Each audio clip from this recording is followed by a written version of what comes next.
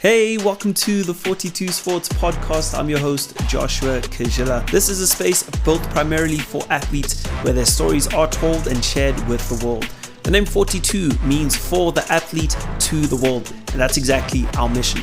Along the way, we'll also dive into everything happening in our wonderful world of sports. So whether you're an athlete, a fan, or just love a good story, you are in the right place.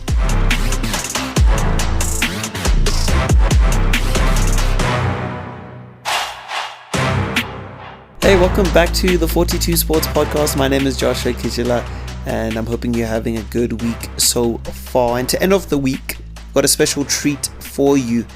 Our very first interview here on the 42 Sports Podcast, and it's going to be taking place with a close friend, close family, Andre Chizinga. He's a talented sprinter, talented young man who has a bright future.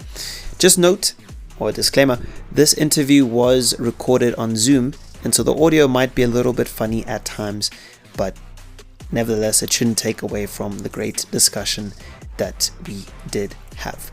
So without wasting too much time, here's that interview. Enjoy. Andre, how are you? Good, thanks. And yourself? No, I'm doing good. It's actually super cool that we can have this conversation. I mean, I know we've been trying for a long time. You were actually with me when I first came up with the whole concept and idea of like 42 Sports. I think it was like sometime last year. So it's actually pretty cool that I get to be with you on like the shows or the podcast first athlete interview. I think that's pretty cool. Yeah, definitely. Yeah, man. So how are you doing? Where are you at in life? No, I'm doing well. I mean, I'm just currently training in the preseason, preparing for the on season next year. Yeah. So it's going quite well. I guess I need to fill some people in because preseason could apply to many different sports. But actually, Andre, for somebody who's meeting you for the first time, who is Andre Chizinga in your own words? Yeah, okay. That's a tough question. Andre Chizinga is a aspiring sprinter / model, but the main goal is just sprinting because it's something I love. It's a passion for many years now since I was a kid. So if I were to tell you who I am in general, I'll just say someone who is determined and, someone who just wants to leave a great legacy behind in track. Your sprinting journey, how did that start? You've told me that sprinting is your passion. How did you get to this stage? I remember in my early stage of my life when I was younger, my late brother was a sprinter. So it would be a thing of I'd watch him train. Yeah. And I got to the conclusion that, hey, I'd want to do it too.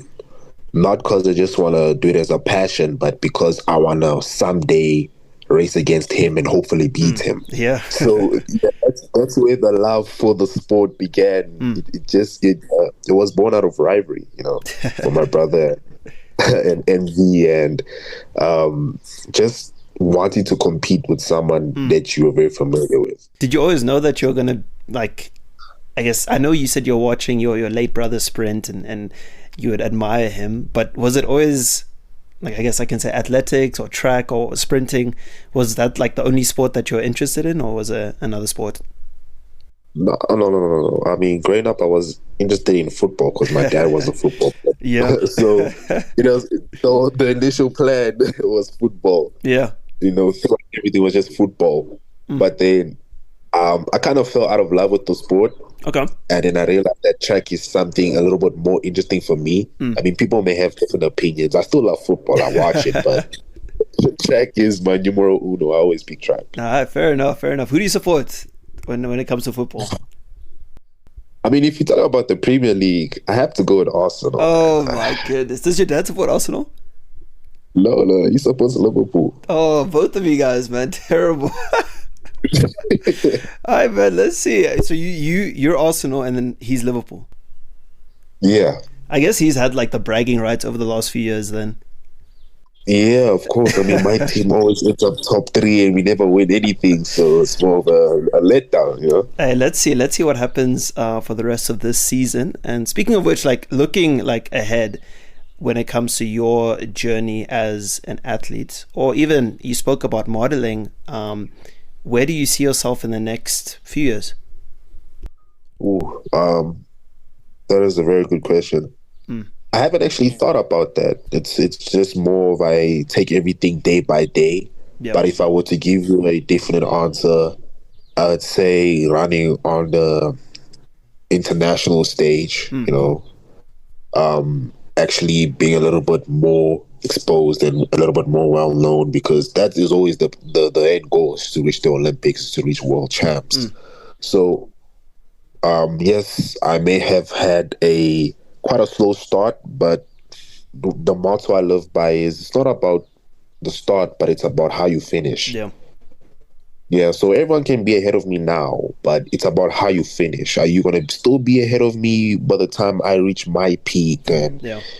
That's the interesting part about the sport, is people all peak and reach their full potential at different ages. So when you say like you had a slow start, what do you mean by that? It was just more of coaching difficulties and injuries. Injuries are a major setback, especially in this sport, because track is a difficult sport, if I may say. Yeah. And not trying to step on anybody's toes, but it's way more difficult than football because it's a lot more demanding on your body. Yeah. So injuries can set you back for quite a while, and also not having the best of coaches. So that's something I usually struggle with. Yeah. And I mean, like with track specifically, I've had like a bit of experience with it growing up. It's not as if you can I need to get all the vocab and language right, but it's not as if you can just increase or decrease, your times by like multiple seconds in a few months. It's like milliseconds almost, right? Yeah, definitely. That's how it works. You have to be very patient, because you don't know how your body may react to whatever training you may be going through. Some people may improve by milliseconds, some people may improve by 0.10 seconds. It's a lot. And how much like improvement have you seen since, I guess, you started training seriously for the sport? Now, I've seen a lot of improvement. It could have been better, but it's more, we don't dwell on the what ifs. Yeah. We just move forward on what's presented to us right now. Yeah. So it's more of, I am just hopeful to see what the Lord has in store for me. It's all in God's timing. Yeah.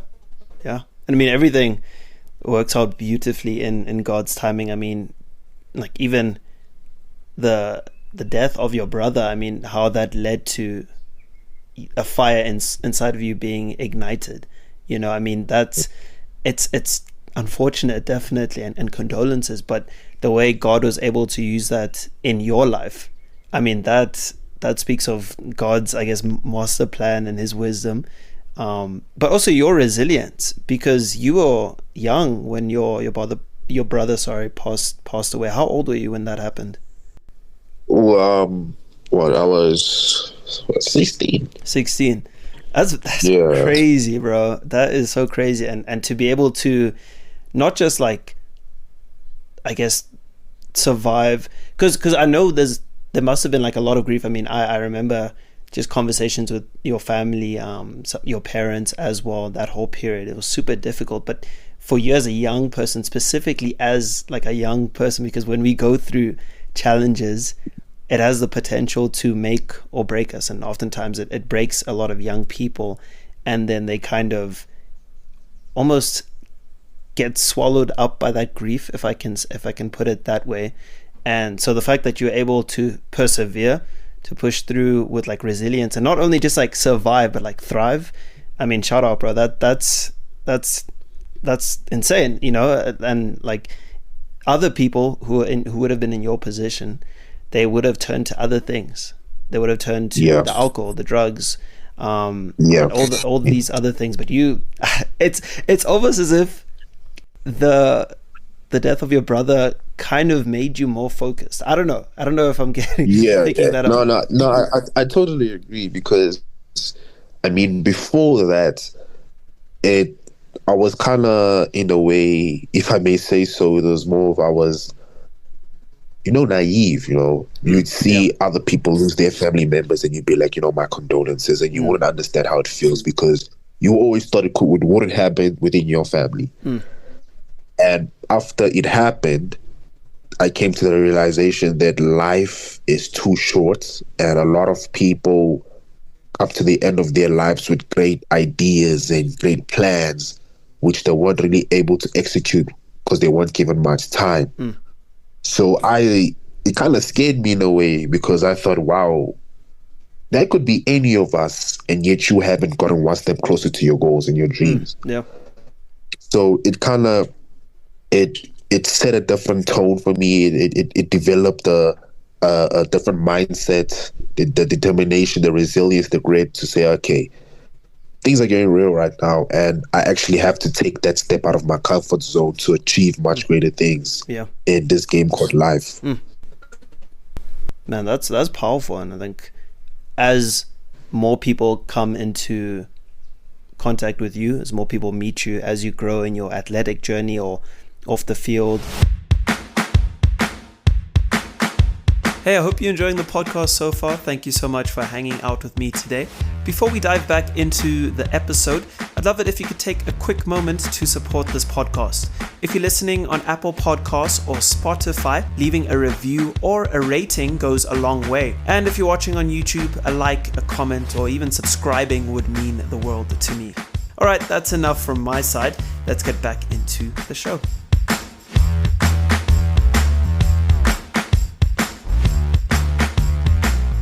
I want to actually chat about your modeling, but as people interact with you, I think they're going to feel that sense of encouragement when they hear your story and when they actually hear what you've gone through. Because, I mean, we could, different people, random people who have never met you would never have assumed you've gone through such a early traumatic experience. But I mean, I think your story, God is going to use it to encourage a lot of athletes, and not just athletes, but I think people in general. And I wanted to ask about the modeling. So how did that start? What inspired that?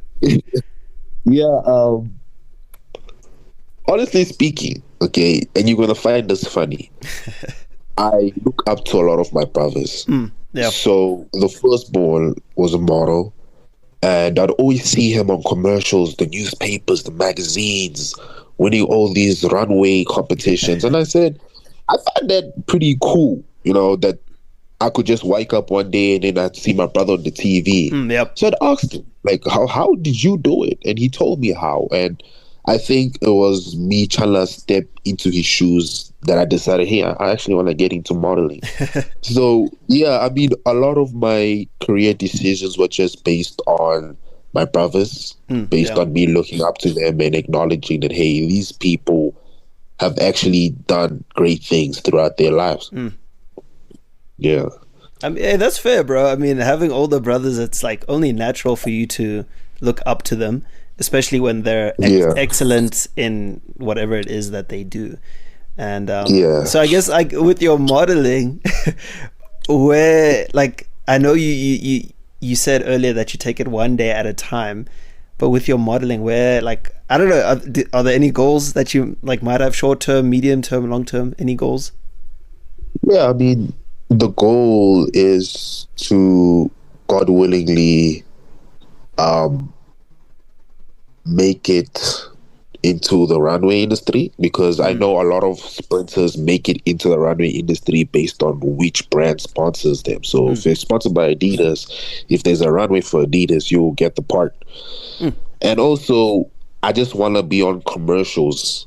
Yeah. Because I mean, I don't know. I just love having that variety of different things, because I feel like you can't limit yourself to one thing.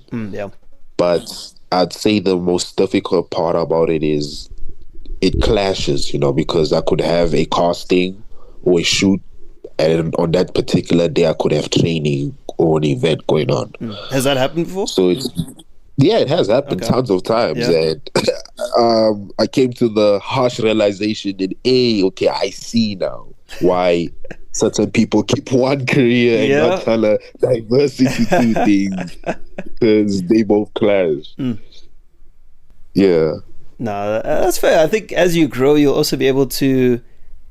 I think also even with an agent might be able to help with like the brands and stuff and the different shoots Yeah, because I know with a lot of professional athletes that's how they kind of manage their time because they have a lot of commercial stuff that they have to do. It's like almost part of their contracts. But at no point yeah, should the commercial side ever take you away from your craft and stop becoming a distraction. yeah, But you'll find that balance. I think it's just about growing and, as you said earlier, just taking it a day at a time and just seeing where God leads and just being faithful to whatever's in front of you. I want to actually go back to you said sprinting is harder than football. Okay, so there's a lot of yeah. people listening to this podcast who are probably football fans. Just like give us some sort of insight into what it's like being a track athlete. And I guess in your case specifically, you're a sprinter, so that's probably shorter distance. Yeah. Yep. Honestly speaking, when I made that statement, You're wrong. it, No, I'm joking. No, I'm joking. Go on, it's, go. it's, I mean, I still stand on the statement, but it's based on the experience because I was into football. I'm not really somebody who would speak on something I don't know. Yeah.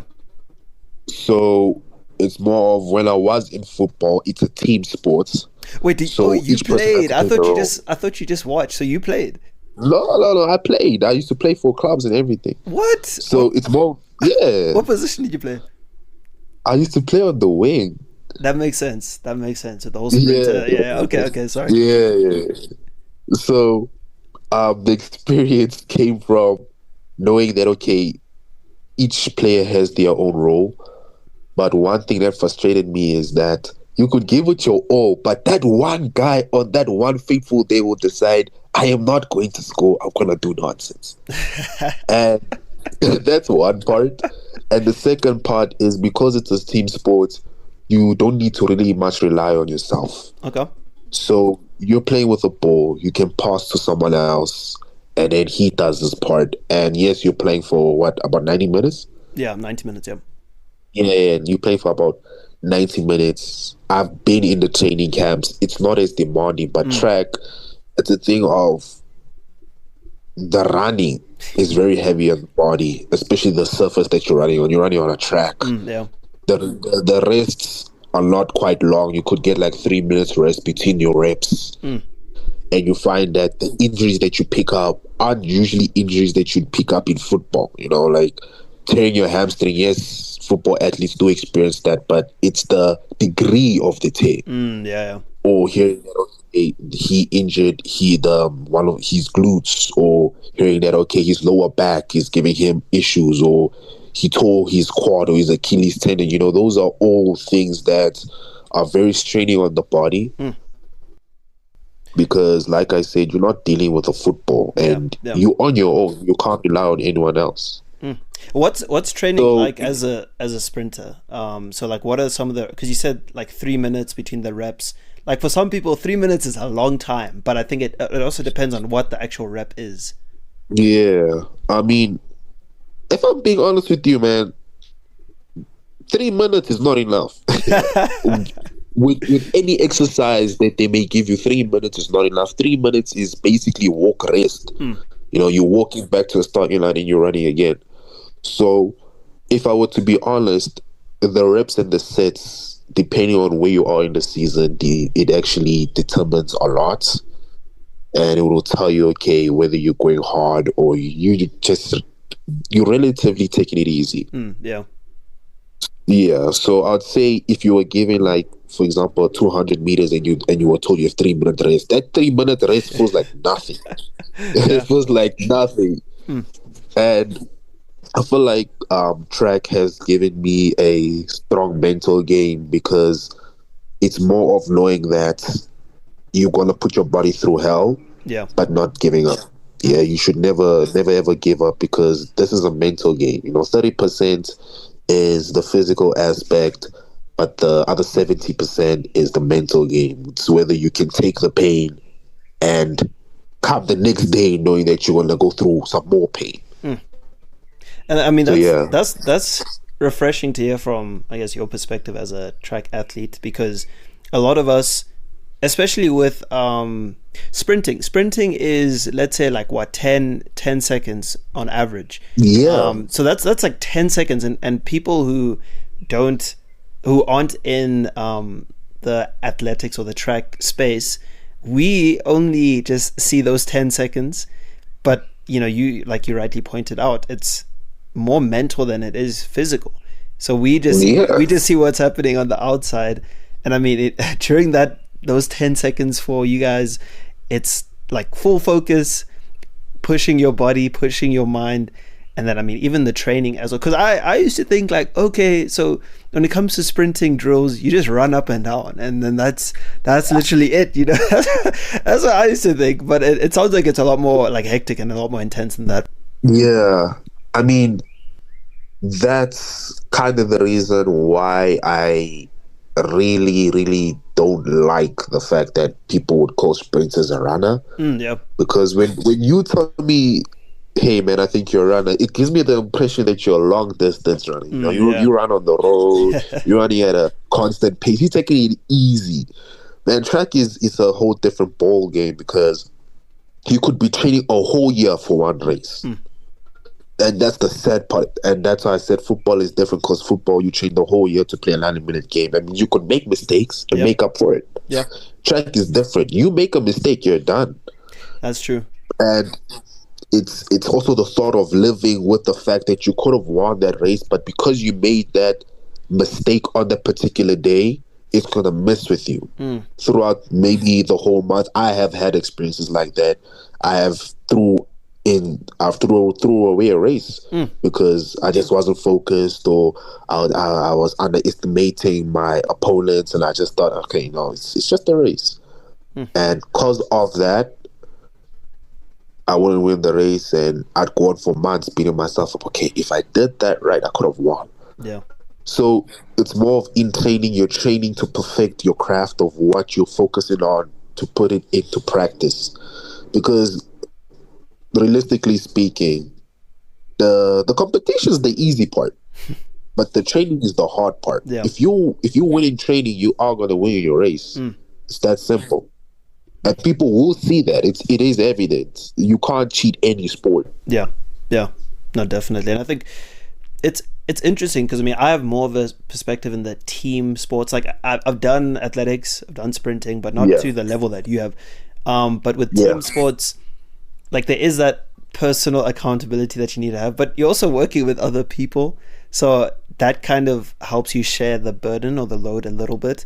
But with track, yes, there might be like teammates who you run like relays with, or a coach, but when it's you on competition day, it's just you and the track. There's no ball, there's no referee, or there are umpires and judges and all that, but like it's literally just you running. And so like you said, you can't shift the blame to anyone else. You can't say, oh bro, I played this through ball to you and you didn't catch it, or you didn't understand what I was doing. It's like, no, it's just you. It's you at the track. It's you and your body, bro. Yeah. Man, that's insane. And so when it comes to track, I know you're a sprinter, but have you ever thought about doing any other event or discipline?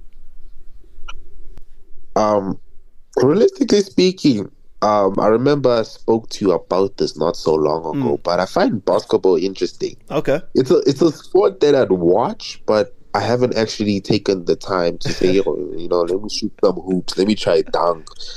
Because I mean, if you can see how the Americans love the sport, and I mean, I'd like to believe you still love the sport. Yeah. It makes me wonder, okay, I mean, I kind of love basketball, I want to try it out. We should definitely play a game, 1v1 maybe. Yeah, definitely.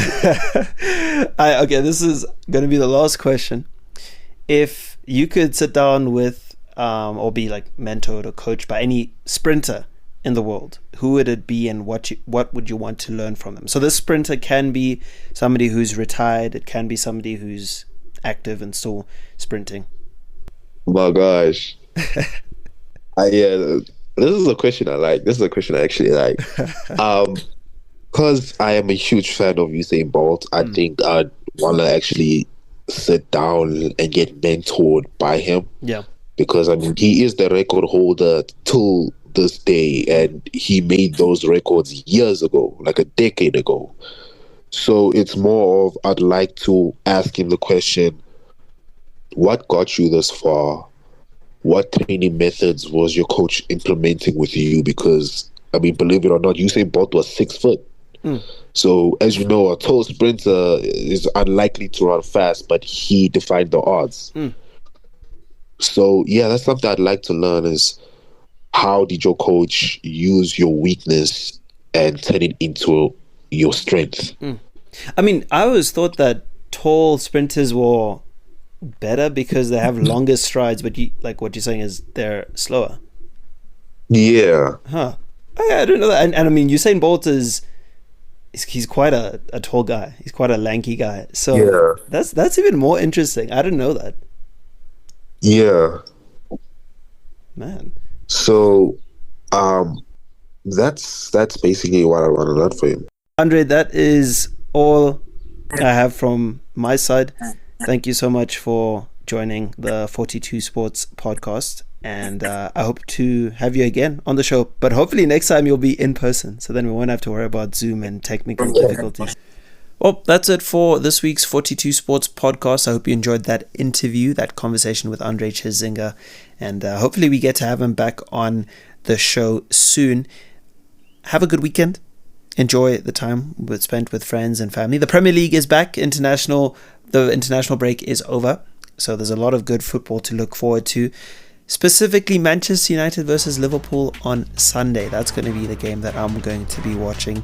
Maybe with one eye closed and one eye open. I don't know. I don't know if I'm looking forward to that game or if I'm dreading it. Kind of nervous because Ruben Amorim's been giving some players a bit of time off. But anyways, it doesn't matter. I'm sure it's going to be a good game. And I will see you on Monday. This is the 42 Sports podcast for the athlete to the world.